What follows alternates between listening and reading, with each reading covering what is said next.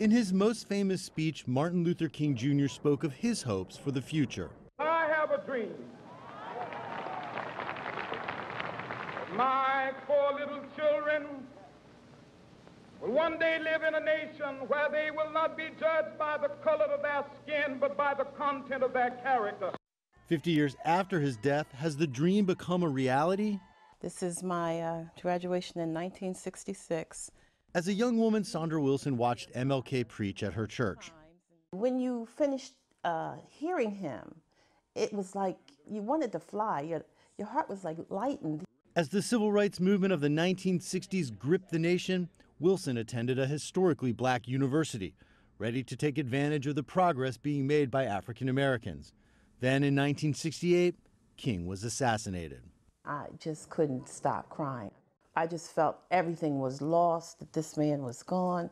It was such a sad, defeated feeling. But it also, even though it was defeating, it also made me a stronger person. In the years since King's death, she has had a successful career as a teacher and raised a family.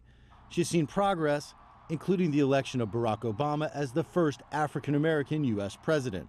When I look at my grandchildren and I think that that's all they know, really, is that Barack Obama was the president. They don't know the segregation. They don't know these kinds of things.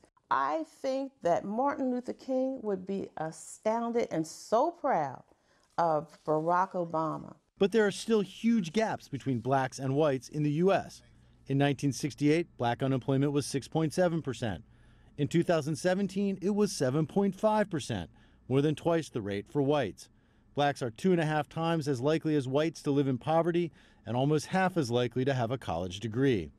And African Americans are more than 6 times as likely as whites to be incarcerated. You will not replace us!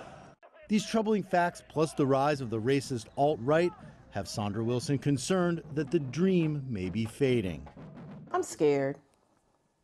I'm not scared just for black people. I'm just scared for the nation. Keep listening to yours truly, Madison the Black Eagle. On his daily Sirius XM radio show, Joe Madison is known as the Black Eagle. Quit lying. Excuse me. He sees undeniable gains in his community. Do we have more CEOs? Do we have more people in colleges and universities? Do we have housing opportunities? The answer is yes. But he says some whites feel threatened by the progress African Americans have made.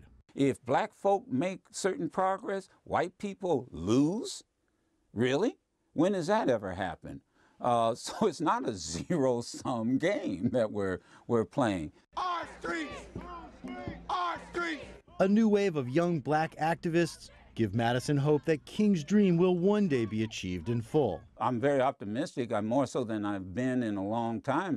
Millions of African Americans adopted Dr. King's dream as their own when they came of age. Now they say it's time for the dream to live on in the next generation.